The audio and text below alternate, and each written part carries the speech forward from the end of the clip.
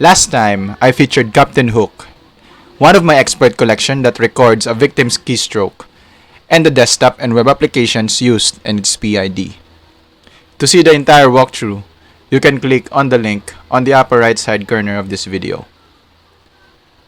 On this video, we'll create a simple keylogger program and be able to execute this on a real-time exploit. Also, just a disclaimer that what you are about to see is for educational purposes only. Under no circumstances shall we have any liability to you for any loss or damages of any incurred as a result of the use of this code. Your use of this code and your reliance on any information on the code is solely at your own risk. And now that we have that out of the way, cue the intro.